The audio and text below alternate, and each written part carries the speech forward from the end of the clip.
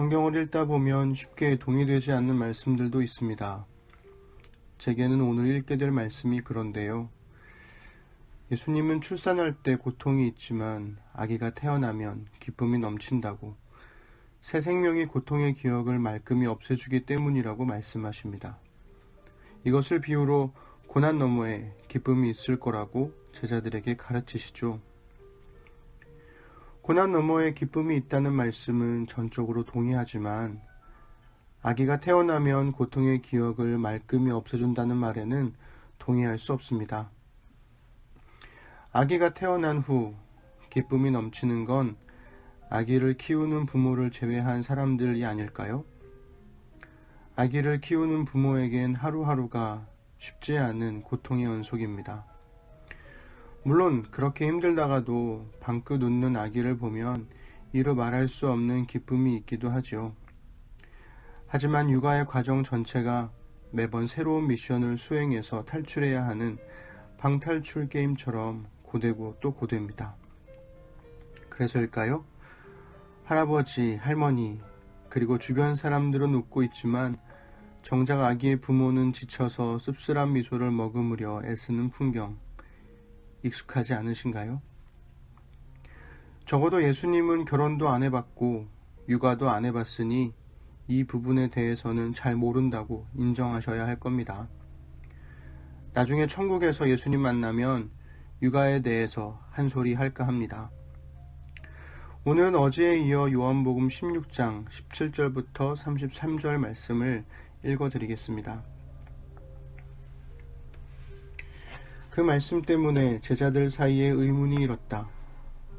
잠시 후면 너희가 나를 보지 못할 것이다. 그러나 다시 잠시 후면 너희가 나를 보게 될 것이다 라고 하신 말씀이 무슨 뜻인가? 또 내가 아버지께로 가기 때문이다 라고 하신 말씀은 무슨 뜻인가? 잠시 후면이라는 말씀은 무슨 뜻인가? 이 선생님께서 무슨 말씀을 하시는지 모르겠다. 그들은 예수께서 무슨 뜻으로 말씀하신 것인지 무척이나 묻고 싶었다. 예수께서 그것을 아시고 말씀하셨다. 잠시 후면 너희가 나를 보지 못할 것이다. 그러나 다시 잠시 후면 너희가 나를 보게 될 것이다 라고 한 내 말을 두고 너희가 서로 그 뜻을 알고자 하느냐. 그렇다면 이것을 명심하여라. 너희는 깊은 슬픔에 잠기겠지만 하나님을 모르는 세상은 파티를 열 것이다. 너희는 슬퍼하고 몹시 슬퍼하겠지만 너희 슬픔은 기쁨으로 바뀔 것이다.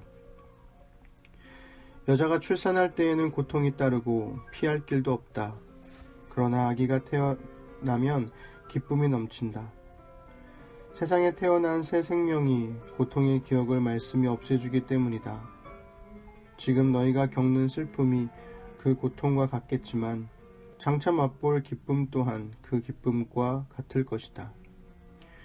내가 너희를 다시 볼 때 너희는 기쁨으로 충만할 것이다. 아무도 너희에게서 그 기쁨을 빼앗아가지 못할 것이다. 너희는 더 이상 의문을 가득 품지 않게 될 것이다. 내가 너희에게 바라는 것은 이것이다. 내가 너희에게 계시해 준 것과 일치하면 무엇이든지 아버지께 구하여라. 내 뜻을 따라 내 이름으로 구하여라. 그러면 아버지께서 너희에게 반드시 주실 것이다.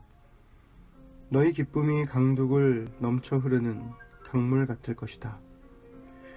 나는 비유로 너희에게 말했다. 머지않아 나는 비유를 버리고 분명한 말로 아버지에 대해 너희에게 말해줄 것이다. 그때 너희는 내가 너희에게 계시해준 바로 그 삶과 관련된 것을 아버지께 직접 구할 수 있을 것이다.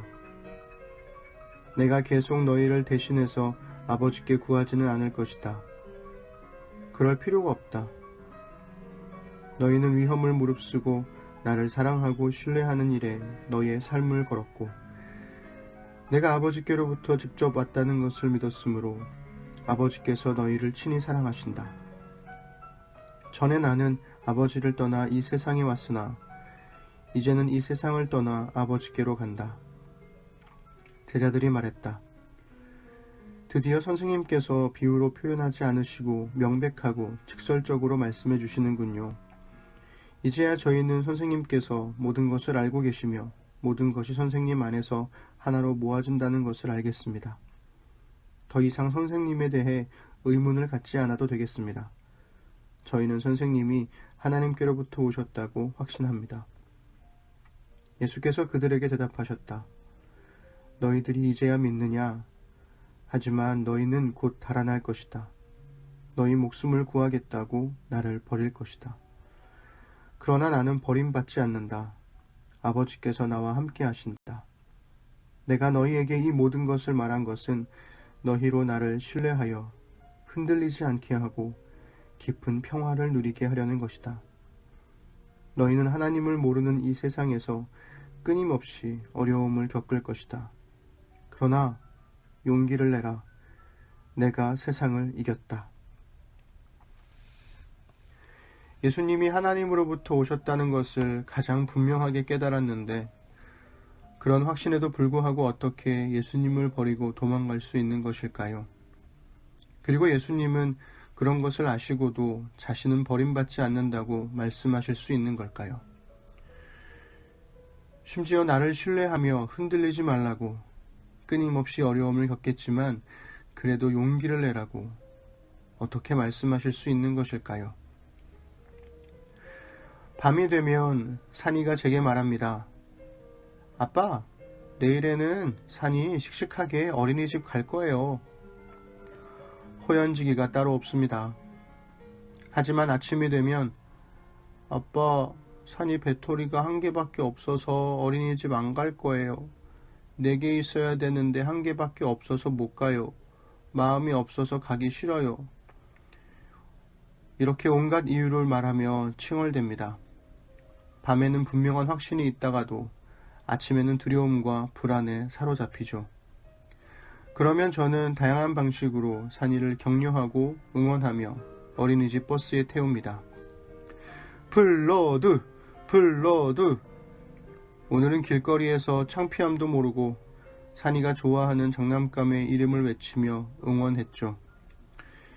용기를 내라고 하나님이랑 아빠랑 엄마가 늘 산이와 함께 한다고 말이죠.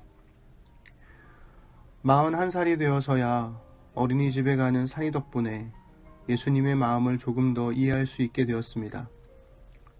5살 난 아들이 제 성경 교사입니다. 오늘은 예수님의 말씀으로 마무리하겠습니다. 너희는 하나님을 모르는 이 세상에서 끊임없이 어려움을 겪을 것이다. 그러나 용기를 내라. 내가 세상을 이겼다.